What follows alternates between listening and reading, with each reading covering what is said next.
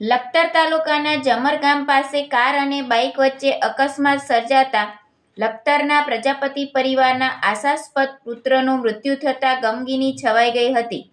વઢવાણ તાલુકાના ખોડુ ગામે ગ્રામસેવક તરીકે નોકરી કરતા અને લખતર રહેતા 22 વર્ષના રવિભાઈ હસમુખભાઈ લખતરિયા ફરજ બજાવી લખતર પરત ફરી રહ્યા હતા ત્યારે જમર ગામ પાસે રાજપાલ જીન નજીક સુરેન્દ્રનગર તરફ જતી કાર અને તેમના બાઇક વચ્ચે અકસ્માત સર્જાયો હતો, જેમાં ગંભીર ઈજા થવાથી રવિભાઈનું ઘટના સ્થળે જ મૃત્યુ થયું હતું.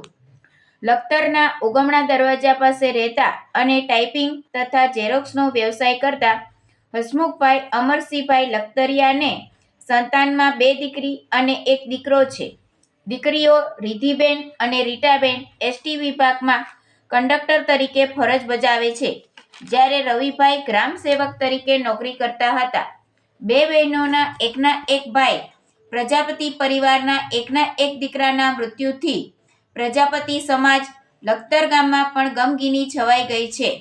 મૃતક રવિભાઈની હજુ 6 મહિના પહેલા જ સગાઈ કરવામાં આવી હતી.